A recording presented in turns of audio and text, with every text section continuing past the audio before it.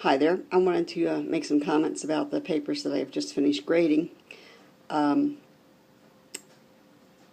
thought when I graded these, I was grading them mostly on a checklist type of rubric. I was looking for thesis statements. I was looking that you had each of the sections. You talked about causes, you talked about effects, you had research to back it up. I wasn't really looking too much for unity and coherence at this point, but I do want to make a couple of statements of things that I found were happening, and we want to make sure we get those fixed before you turn in the regular paper. I think what happened when you're writing 3 separate papers, in each of those papers, you really do need to kind of repeat yourself a little bit so that the reader knows what you're talking about. So let's just say in Essay 1 you talked a little bit about causes. In Essay 2 you took that causes and effects section and elaborated upon it, and then you may have touched on it a little bit into Essay 3. Well, when we put all those together, what I was finding is a lot of you had a lot of repetitious material. You may have talked about causes in the first part, in the second part, and in the third part. At this point, you only need to talk about it once. Please look at the comments that I made on your papers and on the comment section as well as in the rubric, because what I did is I tried to tell you you've already said this. Now here's my advice on it, what you do. When you put in your headlines, and you need to put the headlines in for the final paper, I think that's going to force you to make sure that you're organized and that you haven't got the same information in 2 different places.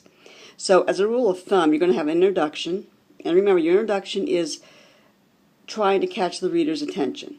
Alright, look at the example on Canvas. You want to end with your thesis statement. Now you need a new thesis statement because this paper is covering both causes and effects.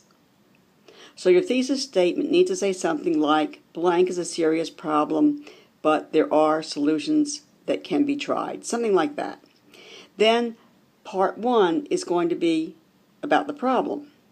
And if it helps you to do it as a question, that's fine. You could just say, what is shark finning? You're going to define it. Your next thing goes, why is shark finning so popular? Talk about that. What are the effects of shark finning? Or what are the effects of dolphin slaughter? Or whatever it is you're talking about. So now you've got, what is it? What are the causes of it? Now in some cases, there's not a whole lot of causes. So that might not be a long section. What are the effects? And then what can be done about it? And that's when you're going to talk about your 2 solutions. And most of your solutions part were pretty good. They were researched.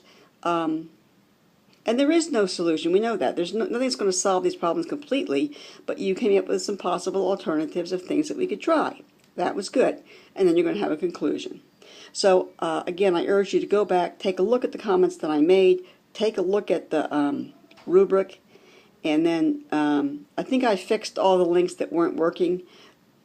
Do watch those 3 videos on how to add the cover sheet, how to add your graphics, and that sort of thing. And then I think we'll be all set to try to get this thing turned in by next week. And we are getting to the end. And I'll have more information about the final in the next couple of days. Thanks a lot. Bye-bye.